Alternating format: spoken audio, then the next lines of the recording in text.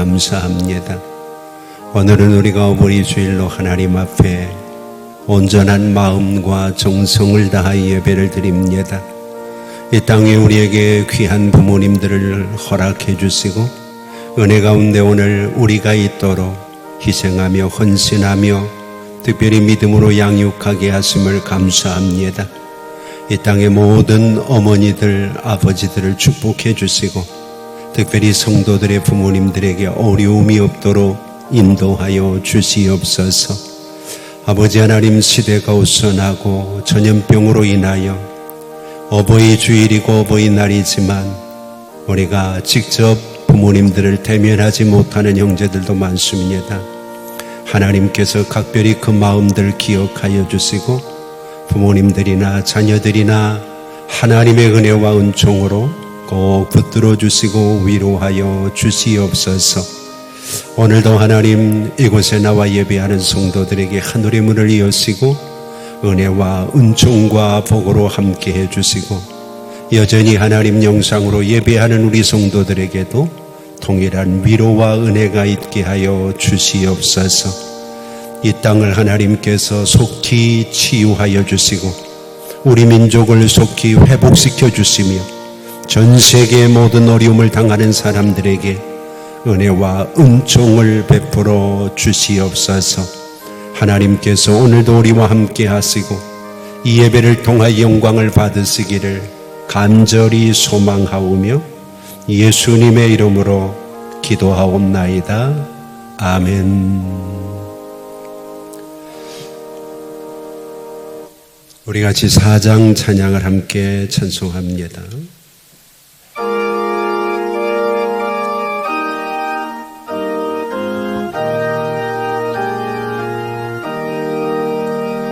성부 성자와 성령 영원히 영광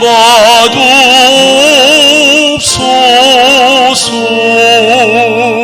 태초로 지금까지 또 길이 영원 모든 성삼 있게 영광. 아멘.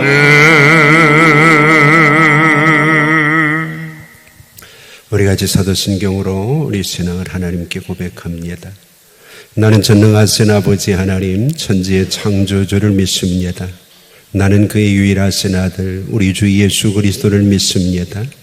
그는 성령으로 잉태되어 동정녀 마리아에게서 나시고 본디오 빌라도에게 고난을 받아 십자가에 못 박혀 죽으시고 장사된 지 사흘 만에 죽은 자 가운데서 다시 살아나셨으며 하늘에 오르시어 전능하신 아버지 하나님 우편에 앉아 계시다가 거기로부터 살아있는 자와 죽은 자를 심판하러 오십니다.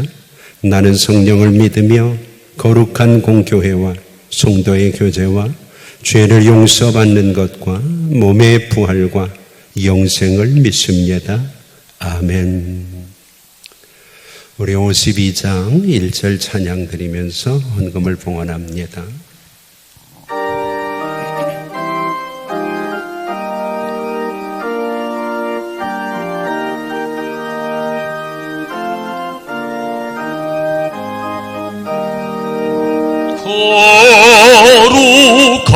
거룩하신 나의 하나님, 나의 주님, 천하보다 귀한 생명 값도 없이 베푸시니 주님 위해 나의 생명 아낌없이 두칩니다.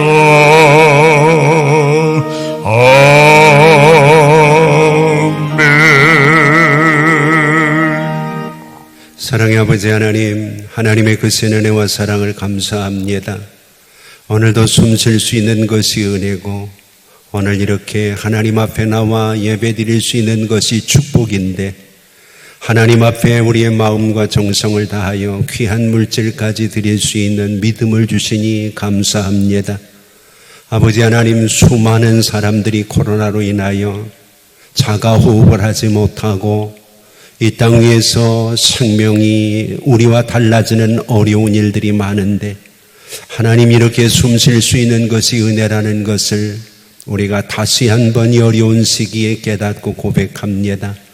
하나님께서 주신 은혜 가지고 우리가 이 땅 위에 호흡이 있는 자마다 여호와를 찬양하라고 하신 것처럼 늘 하나님을 찬양하며 하나님을 섬기며 하나님께 영광을 돌릴 수 있는 은혜가 있게 하시고 우리가 누리는 것들이 하나님의 축복임을 기억하고 늘 하나님께 감사하고 감격할 수 있는 하나님의 귀한 은총을 허락하여 주시옵소서.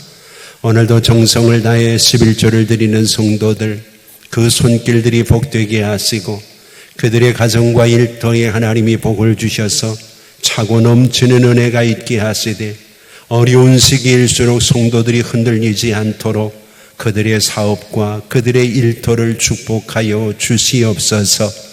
이제는 하나님, 내 가정을 지키는 것으로 만족하지 말고 하나님이 주시는 은혜와 복으로 우리의 주변에 어려움 당하는 많은 사람들에게 힘을 주고 도움을 줄 수 있는 선한 백성들이 되게 하여 주시옵소서. 감사하는 마음들이 모아졌습니다. 하나님께서 그 마음들이 축복의 샘의 숨결이 되게 하여 주시고 그래서 하나님께서 주시는 은혜와 축복이 그들을 통하여 주변의 많은 사람들에게 옮겨갈 수 있도록 선한 축복의 통로로 사용하여 주시옵소서.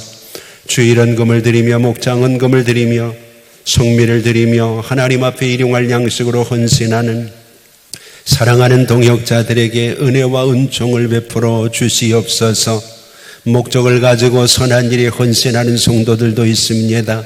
선교를 위해, 구제를 위해, 또 어린 장학생들을 돕기 위해 이 모양 저 모양으로 헌신하는 그 믿음들을 보시고 하나님께서 은혜와 평강과 아름다운 복으로 채우시고 갚으시고 축복하여 주시옵소서.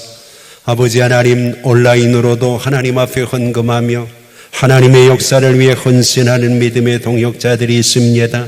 하나님께서 일일이 기억하여 주시고 크신 은혜와 귀한 복으로 꼭 함께하여 주시고 갚아 주시옵소서. 오늘도 꽃꽂이로 헌신하는 주날의 청년, 독거노인을 위해 헌신하는 고재원 어린이, 일용할 양식을 위해 헌신하는 봉사자들, 사랑하는 성도들을 위해서 어버이 주일에 떡으로 봉사하는 팔목장의 식구들, 하나님께서 일일이 기억하여 주시고 선하게 아름답게 크게 귀하게 갚아주시고 채워주시옵소서. 오늘 예배를 위해 찬양으로, 악기로, 특별히 영상으로 봉사하며 예배위원으로 헌신하는 동역자들도 하나님의 장중에 품으시고 우리가 예배를 드린 것 때문에 어려움 당하거나 이 땅 위의 사람들에게 어려움을 주지 않도록 건강하게 지켜주시옵소서. 하나님께서 우리 모두와 함께 하시고 우리의 정성을 꼭 받으시고 은혜와 복으로 역사하여 주실 줄 믿고 예수님의 이름으로 축복하며 기도하옵나이다. 아멘.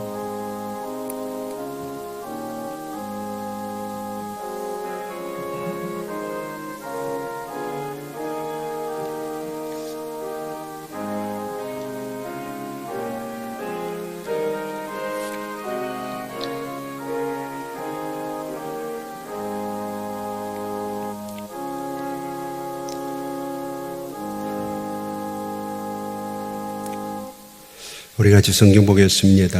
하나님의 말씀은 출애굽기 18장 3절과 4절 말씀입니다.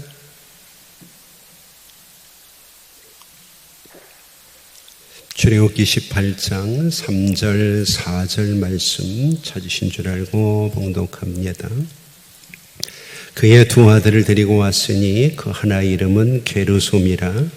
이는 모세가 이르기를 내가 이방에서 나그네가 되었다 하며 하나의 이름은 엘리에셀이라. 이는 내 아버지 하나님이 나를 도우사 바로의 칼에서 구원하셨다 함이더라. 아멘. 오늘도 하나님의 은혜와 각별하신 은총이 여러분 모두와 꼭 함께하기를 주의 이름으로 축복합니다. 한 주간도 애쓰고 수고하며 오늘 이렇게 하나님의 성전에 나와서 함께 예배할 수 있는 여러분들에게 각별하신 하나님의 도우심과 하나님의 지키심, 그리고 건강하게 하시는 은혜와 복이 꼭 함께하는 한 주간이 되어지기를 원합니다. 오늘은 어버이 주일로 우리가 함께 예배를 드리지만 오늘 우리에게 주어진 상황들이 녹록지 않아서 여러 가지 행사들을 제안하고 우리가 예배를 드리면서 의미들을 찾아가는 것에 우리의 예배에 초점을 맞추려고 합니다. 우리가 세상에서 한 사람이 태어나서 위대한 사람으로 성장해가는 과정에는 많은 사람들의 수고와 헌신과 희생이 필요하게 되는 것을 압니다. 우리가 지난 시간에 이어서 오늘도 모세에 대한 이야기를 우리가 하려고 하는데요. 이 모세라고 하는 사람은 대단한 사람이잖아요. 근데 사실 이 모세처럼 인생의 위기를 많이 겪은 사람도 없습니다.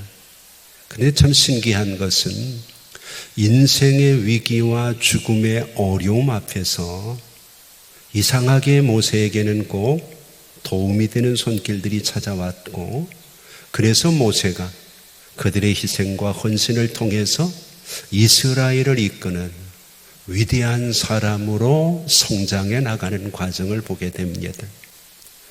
대개 모세의 주변에 많은 사람들이 도움을 주지만 결정적으로 도움을 주는 것은 여인들입니다.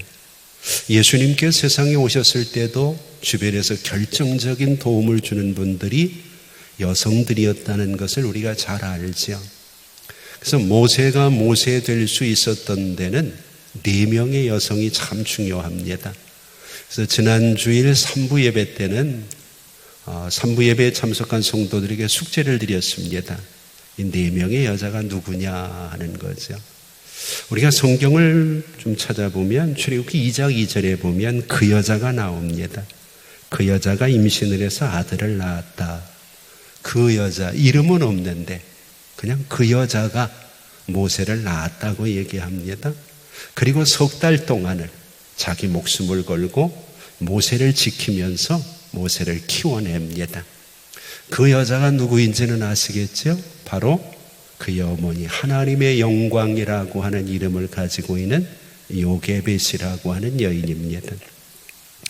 2장 4절과 7절을 보면 그의 누이가 어떻게 되는지를 보려고 두 번째 여자가 나옵니다.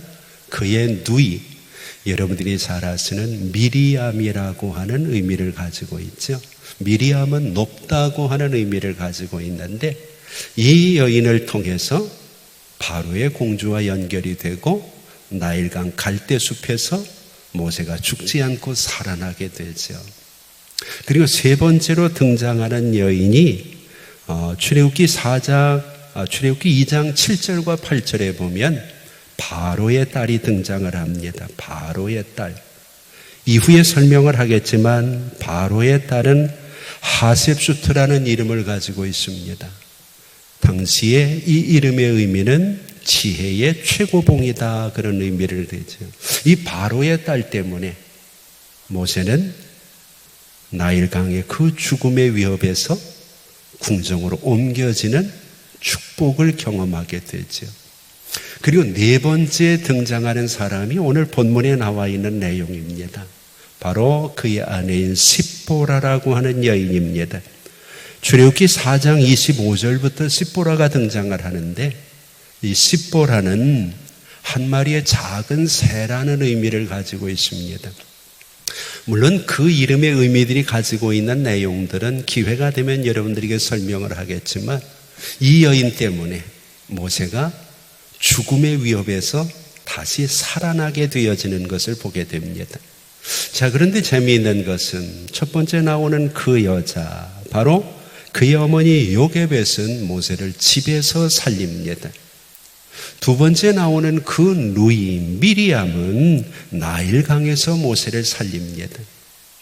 그리고 세 번째 등장하는 바로의 딸인 하셉수트는 궁중에서 모세를 살립니다. 그리고 마지막 오늘 우리가 함께 이야기하려고 하는 십보라라고 하는 여인은 미디안 광야에서 모세를 살립니다. 모세가 이 4명의 여인 중에 한 명이라도 없었다면 아마 그의 생명을 부지하기도 어려웠을 것이라는 것을 우리는 성경을 통해서 바라보게 됩니다. 모세의 인생에 있어서 절대절명의 위기, 정말 목숨이 왔다 갔다 하는 위기 속에서 이렇게 살아날 수 있었던 이유는 단순히 여인들 때문이라기보다는 그 뒤에 하나님의 손길, 하나님의 배려, 하나님의 도우심, 하나님의 지키시고 인도하심이 있었기 때문이라는 것을 우리는 성경을 통해서 찾아볼 수가 있습니다. 오늘 어쩌면 우리의 인생에서 모세의 위기처럼 성도들도 참 큰 어려움을 당하고 있습니다. 코로나라고 하는 이 위기 속에서 모세를 지켜주시듯 하나님은 오늘도 우리를 지켜주시고 우리의 삶을 붙드시고 인도해 주실 줄 믿습니다.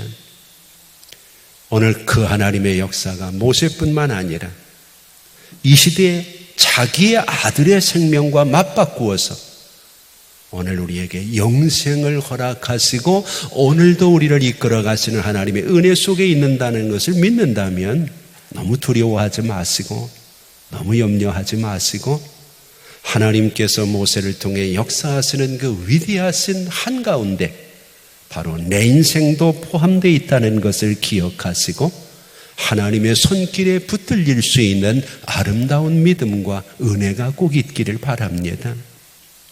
믿지 않는 사람과 믿는 사람의 차이가 뭔가요? 같은 어려움을 당해도 믿지 않는 사람은 도와주고 붙들어줄 하나님이 없지만 믿는 우리들은 우리를 붙드시고 인도하시고 결정적인 순간에 우리를 이끌어 주시고 지켜주실 우리의 아버지 되시는 하나님이 있다는 사실을 절대로 잊어서는 안 되는 거죠. 오늘 우리가 어버이 주일을 맞이해서 모세라고 하는 사람을 왜 하나님이 그렇게 살려주시는가? 그리고 모세라고 하는 사람은 정말 처음부터 완벽한 사람이었을까? 성경은 그렇지 않다 그러거든요. 그러면 오늘 우리도 실수도 많고 어려움도 많지만 하나님께서 결코 우리를 우리의 실수 때문에 포기하거나 버려두시지 않는다는 확신을 갖게 되죠. 오늘은 모세가 성장하고 성숙해가는 과정 속에 자녀들이 어떤 영향을 미치는가에 대해서 우리가 함께 좀 이야기를 하려고 합니다. 오늘 우리가 어버이 주일을 통하여 자녀들은 어버이의 은혜를 다시 한번 회상을 해야 되지만 어버이들 입장에서는 사실 그 자녀들 때문에 얻는 은혜, 그 자녀들 때문에 맛보는 기쁨, 그 자녀들로 인해서 고생도 많이 하고 희생도 많이 하고 헌신도 많이 했지만 그를 통해서 주시는 하나님의 남다른 은혜와 축복이 귀하다고 하는 것을 오늘 본문을 통해서 우리는 깨닫게 되어질 겁니다. 연세 드신 분들이 그런 얘기를 가끔 합니다. 진정한 어른은 자식을 낳아서 키워봐야 된다 그런 얘기 많이 하죠. 내가 결혼해서 자녀를 낳기 전에는 부모의 심정을 잘 몰라요. 근데 내가 자식을 낳아서 키워보면 우리 부모님이 나를 이렇게 키우셨구나 하는 생각을 하게 되죠. 근데 중요한 것은요, 거기서 끝나지 않고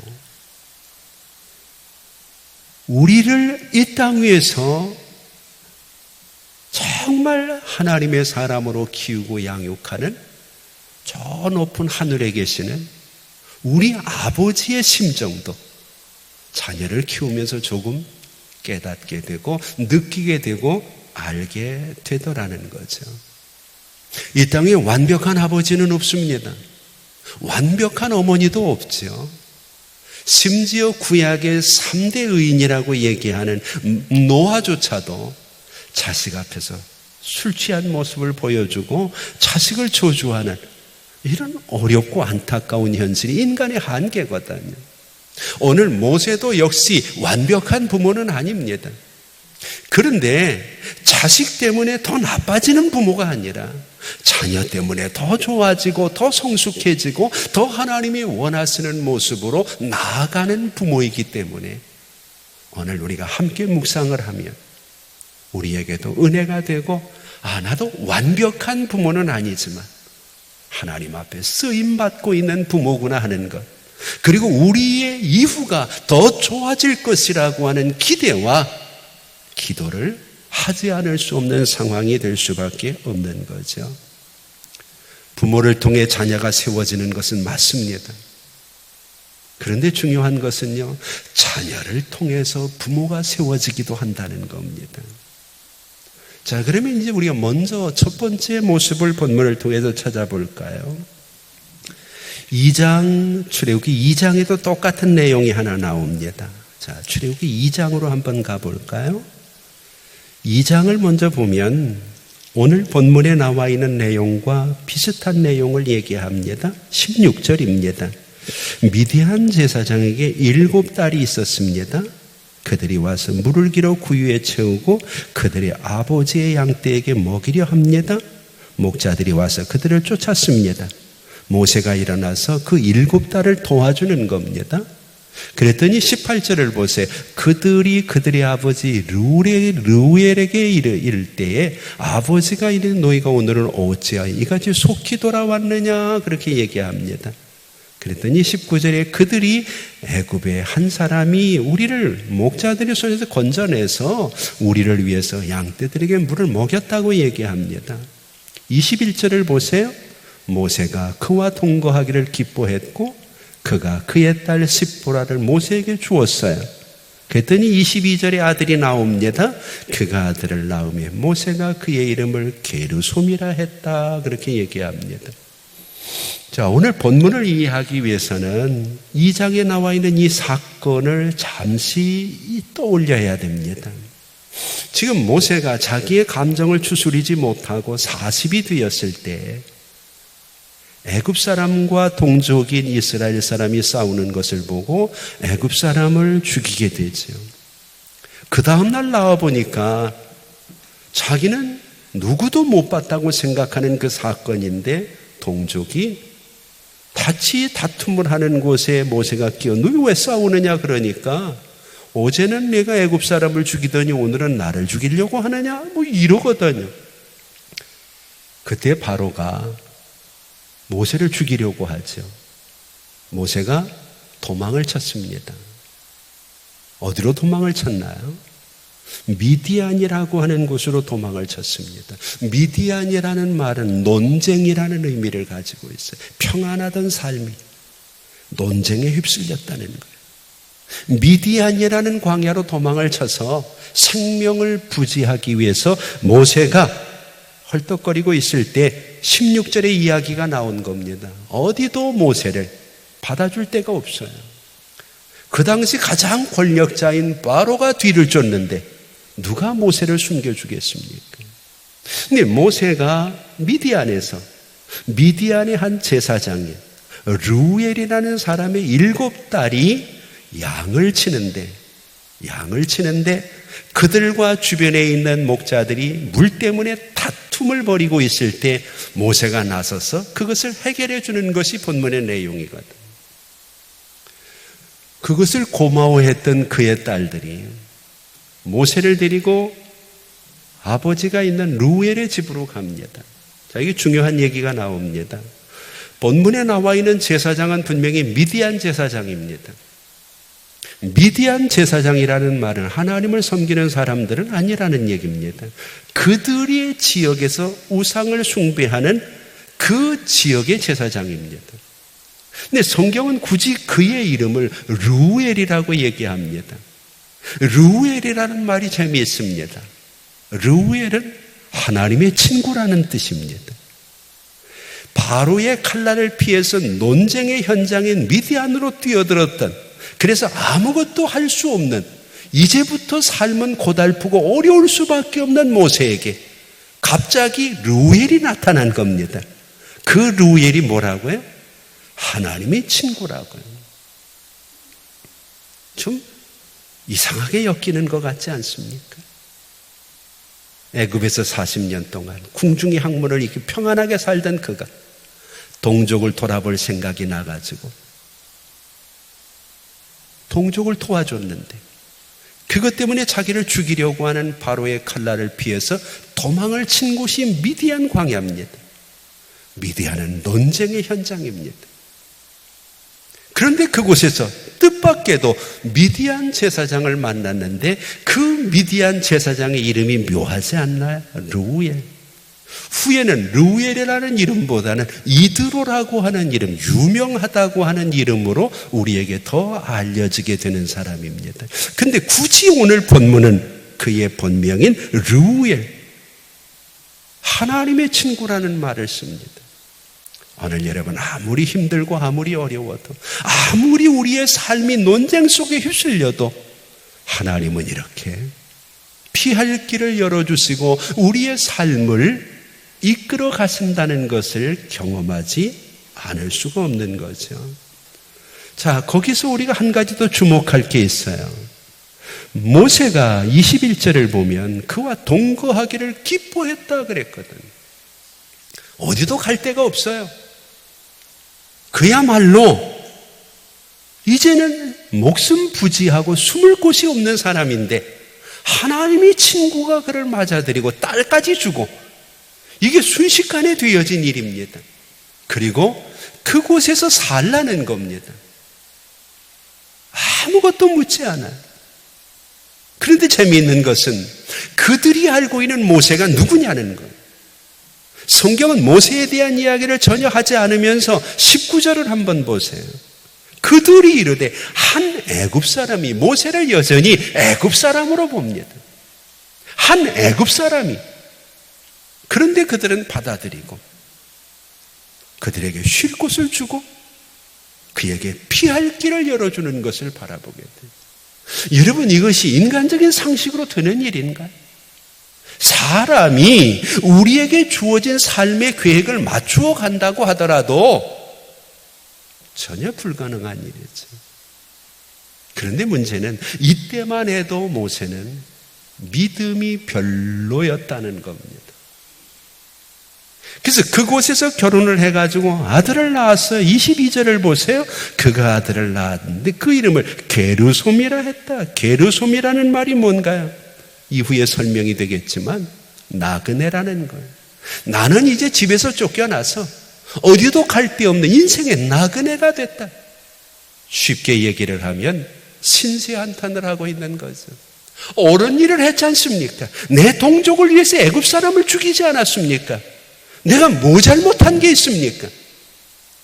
자기의 가지고 있는 마음을 자기의 자식의 이름에다 그대로 포함을 시키고 있는 거죠. 그런 그가 두 번째 아들을 낳게 됩니다. 그것이 오늘 우리가 함께 읽은 18장 4절의 말씀입니다. 자, 다시 한번 우리 출애굽기 18장으로 넘어가 볼까요? 4장에 보니까 하나의 이름을 엘리에셀이라 그러면서 설명을 덧붙입니다. 이는 내 아버지의 하나님이 나를 도우사 바로의 칼에서 구원하셨다. 전혀 이름의 의미가 달라지죠. 자식을 낳으면서 그의 믿음이 좋아지는 거예요. 그의 신앙이 좋아지는 은혜를 경험하는 거예요. 이전에는 전혀 세상을 마치 모든 것을 포기한 사람처럼 그렇게 하나님이 치밀하게 도와주시고 미디안 현장에서 누구도 도와주지 않는데 하나님의 친구라고 이름하는 루엘을 통해서 아내도 주고 땅도 주고 집도 주고 심지어 자식까지 낳았지만 고마워하는 마음보다는 내 인생은 나그네 같다, 나는 소망이 없다 이러던 모세가 오늘 본문 18장에 들어와 가지고 두 번째 자식을 낳으면서 달라진 거예요. 마치 TV 프로에 요즘 아이들이 달라졌어요 이야기하는 것처럼 모세가 달라졌어요.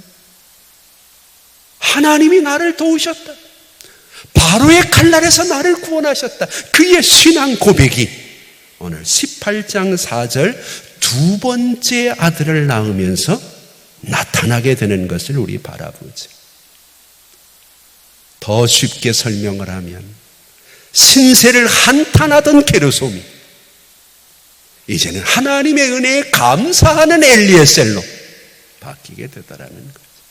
여러분, 자녀가 부모에게 효도할 수 있는 것, 나로 인하여 내 부모가 게르솜으로 살든지 아니면 엘리에셀로 살지, 오늘 자녀들이 우리 하나님 앞에 살아가는 삶의 열매들이 부모에게 영향을 미칠 수 있다는 것 꼭 기억하고, 우리 자녀들은 꼭 엘리에셀로 부모 앞에 서기를 바랍니다. 그래서 그 자녀를 볼 때마다 하나님이 나를 구원하셨다, 하나님의 은혜로 얻은 자녀들, 내 인생이 왜 이렇게 비참한가, 이렇게 살다가 내 인생 끝나는 거지, 인생은 나그네야, 게르솜으로 부모가 자녀를 바라보지 않을 수 있는 은혜가 꼭 있기를 바랍니다. 다음에 중요한 것은요, 자녀를 통하여 부모가 영적으로 화합되어지는 화목의 은혜를 얻게 된다는 거예요. 사실 그렇게 해서 결혼을 하다 보니까 뭐 연애한 것도 아니고 자기가 선택한 것도 아니고 목숨 부지하고 살라고 루엘의 집에서 그가 맺어주는 그의 딸 7딸 중에서 십보라라고 하는 여인과 결혼을 했거든요. 자, 그런데 이제 출애굽기 4장으로 넘어가 보면 18절 말씀에 모세가 그의 장인 이드로에게 돌아가서 그에게 이르되 내가 애굽에 있는 내 백성으로 돌아가서 그들이 아직 살아있는지 알아보려고 한다. 나를 좀 애굽으로 돌아가게 해달라, 그렇게 얘기를 합니다. 그랬더니 20절을 한번 보세요. 4장 20절입니다. 모세가 허락을 받고 그의 아내와 아들들을 나귀에 태우고 애굽으로 돌아가는 겁니다. 근데 재미있는 것은 돌아가는데 모세가 하나님의 지팡이를 손에 잡고 있습니다. 이미 호렙산에서 하나님을 만났던 사건을 기억하셔야 됩니다. 자, 아내와 자녀들을 데리고 애굽으로 돌아가는데 사명지로 가는 거죠. 손에 하나님의 지팡이를 쥐고 갑니다. 근데 문제가 생겼어요. 24절을 한번 보세요. 모세가 길을 가다가 숙소에 있을 때 여호와께서 그를 만나서 그를 죽이려 하시는지라.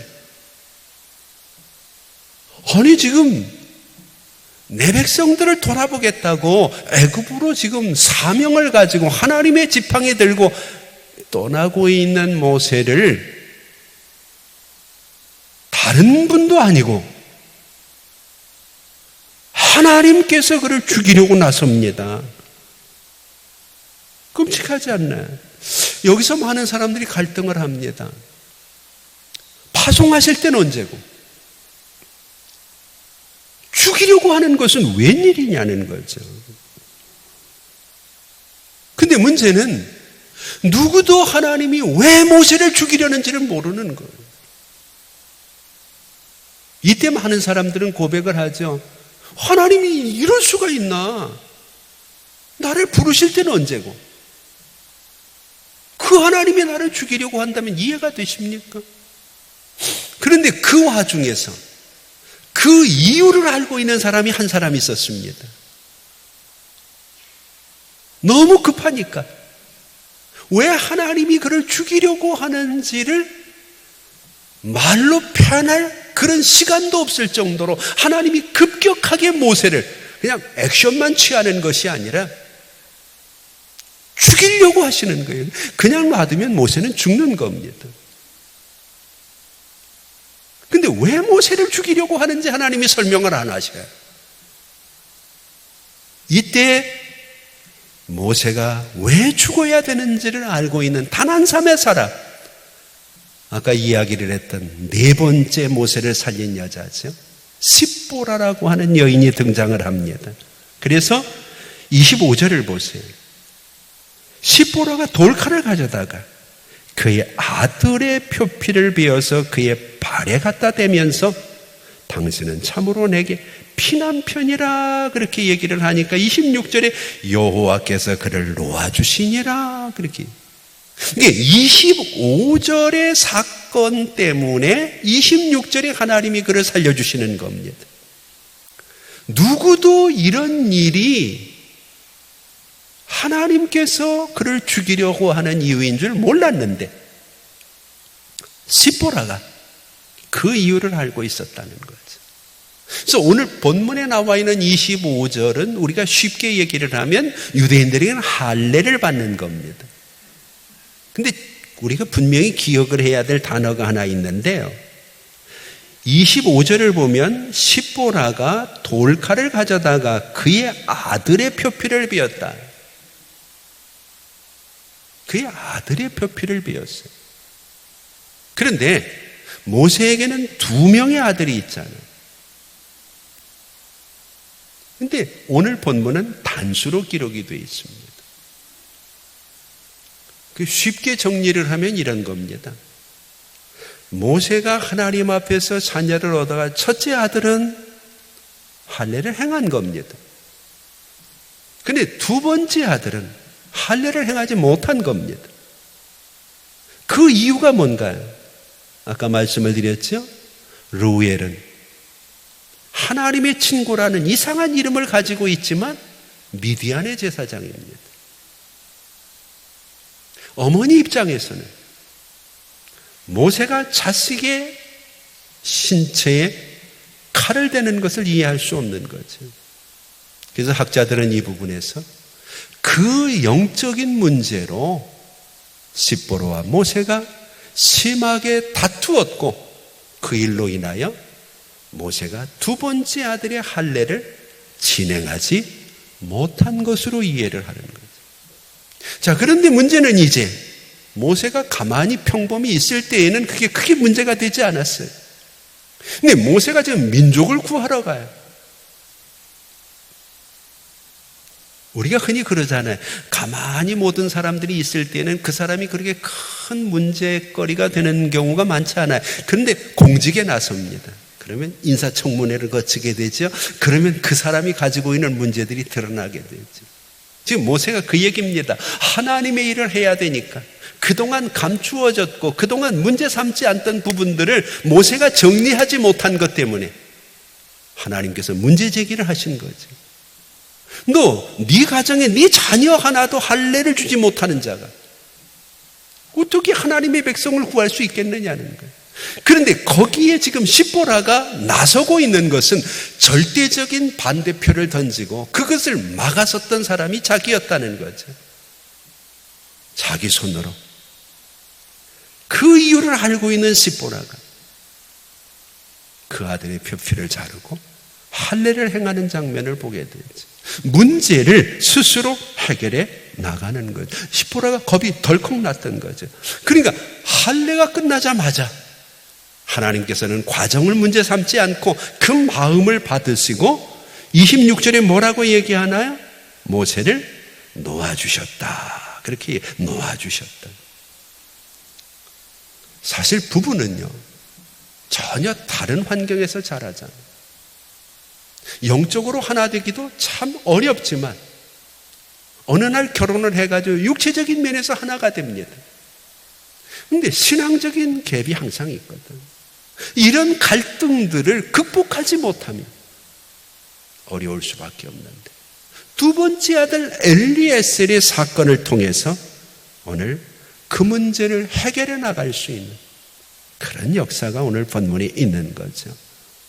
자, 이제 마지막 중요한 사건입니다. 그 사건 이후에 우리가 성경을 보면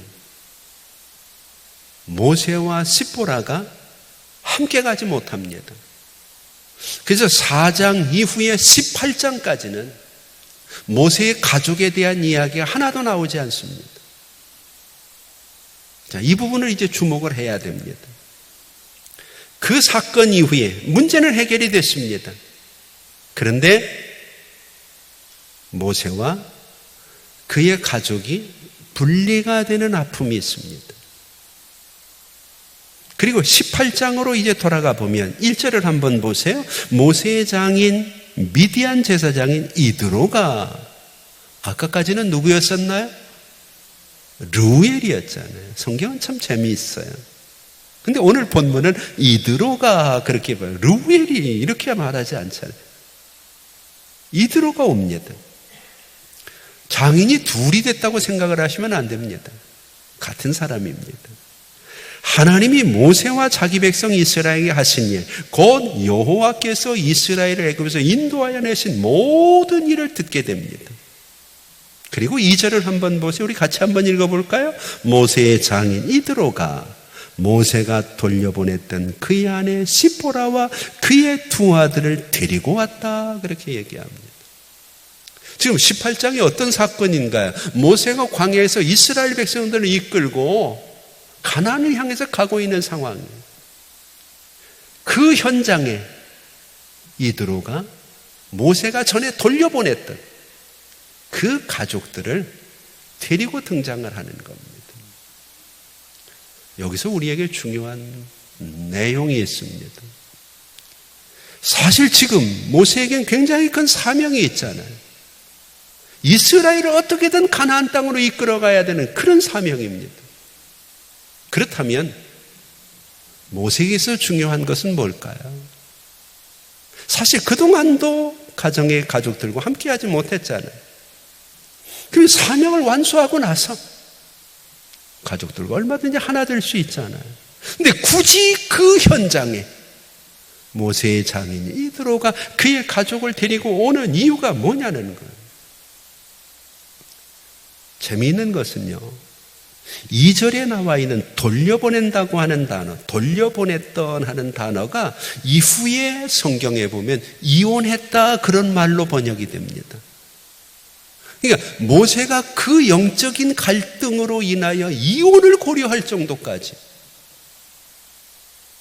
잊어버리고 있었던 가족이라는 거죠. 그런데 이드로가 그 가족들을 데리고 이제 오는 겁니다.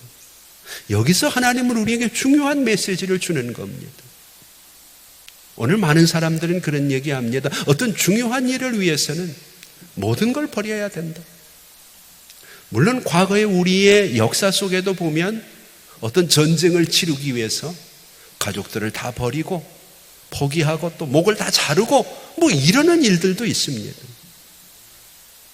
근데 성경은 하나님께서 원하시는 게 그게 아니라는 겁니다.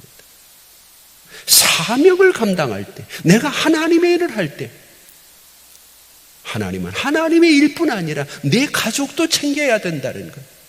내 가정을 잘 다스릴 수 있어야 된다는 것. 모세에게 지금 모세를 통해서 우리에게 교훈을 주고 있는 겁니다. 우리가 흔히 그런 얘기 하잖아요. 세상을 살아가면서 큰 일을 하기 위해서 우리는 우리에게 주어진 일들을 잘 감당을 해 나가야 되는데 흔히 수신제가 치국평천하라는 말을 많이 하잖아요. 나를 돌아보고 내 가정을 먼저 잘 관리를 해야 온 세상을 다스릴 수 있는 사람이 될 수 있다. 요즘 우리 사회를 보세요.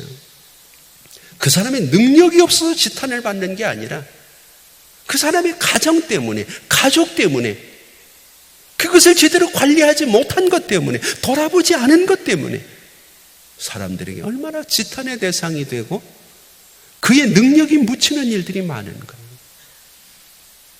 성경은 우리에게 일꾼을 뽑을 때도 자기 가족을 돌아보는 자를 뽑으라고 얘기해요. 가정의 주관이기 때문에, 어버이 주일이기 때문에가 아니라 이드로가 지금 하나님의 친구로서 모세에게 마지막 사명을 이루려고 하는 그에게 식구들을 데리고 오는 거예요. 싸움의 현장에. 네가 백성들은 다스리고 백성들은 이끌어가면서 내 가족은 돌아보지 않겠느냐는 거죠.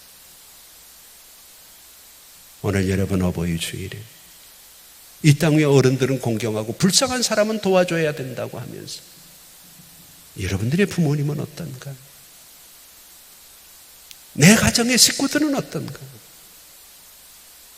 하나님께서는 출애굽의 놀라운 역사 속에서도, 가나안 땅에 들어가는 엄청난 역사 속에서도 오늘 18장의 사건을 통해서 자녀들을 돌아보고 가정을 챙겨야 되는 가장으로서의 의무를 다시 한번 확인시켜 주고 있는 것이에요. 여러분 한번 물어봅시다. 부모를 공경하는 것이 짐입니까? 힘입니까? 자식을 키우는 것이 짐이 될까요? 힘이 될까요? 하나님은 우리에게 힘이 된다고 말합니다. 그래서 부모를 잘 공경하며 내가 이 땅 위에서 잘 되고 장수한다고 얘기합니다. 장수하는데 힘이 돼.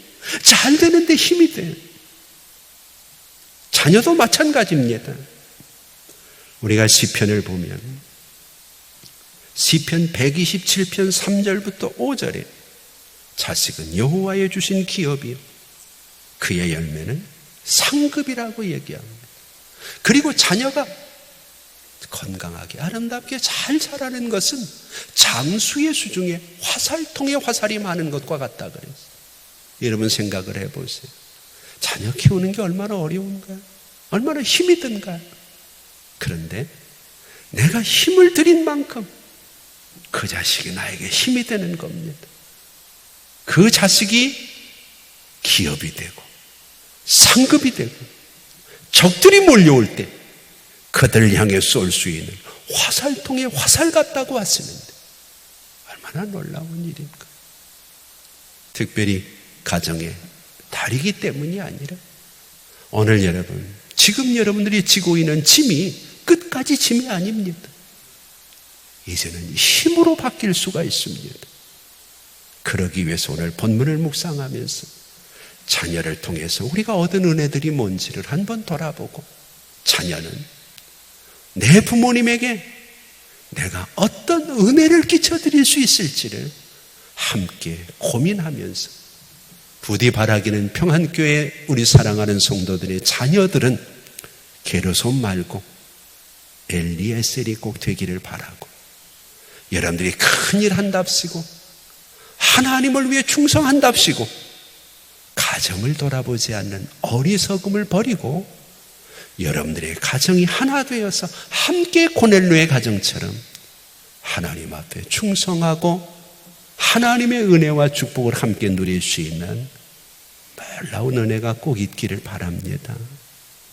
세상의 이단들은요, 부모도 버리고 가정도 버리고 종교 집단이 자기들에게만 와야 된다고, 그래야만 영생이 있다고 이상한 얘기, 성경은 그렇게 얘기하지 않아요. 가나안 땅에 그 엄청난 사명을 감당하고 있는 모세에게도 하나님은 그 광야로 가족을 보내는 거예요. 그리고 네 가정을 다스려야 네가 이 민족을 다스릴 수 있지 않겠느냐. 자녀를 통해서 사명의 은혜를 깨우쳐 주시는 거죠. 오늘 우리 모두가 그런 은혜들을 누릴 수 있는 복된 가정들이 다 되어질 수 있기를 주의 이름으로 축복합니다. 기도하겠습니다. 이제는 우리 주 예수 그리스도의 은혜와 우리 아버지 하나님 극진하신 사랑하심과 성령님의 감화, 감동, 위로, 교통하심이 우리의 부모님이 우리의 짐이 아니라 힘이 되시고 우리의 자녀들이 우리의 짐이 아니라 힘이 된다는 것을 기억하고 자녀는 부모 앞에 게르솜이 아닌 엘리에셀의 기쁨을 드리기를 소망하고 부모는 자녀들을 통해서 하나님이 주시는 은혜와 은총을 누리면서 살아가기를 소망하는 사랑하는 평안교회 성도들과 오늘도 이곳에 예배드리는 사랑하는 믿음의 형제들, 또 영상으로 예배드리지만 다음 주를 사모하며 건강하기를 기도하는 우리 성도들, 이 땅 위에 어려움을 당하는 모든 이웃들, 특별히 하나님의 은혜 속에 오늘 어버이 주일을 맞이한 이 땅의 모든 어버이들 머리 위에 이제부터 영원토록 함께 있을지어다. 아멘.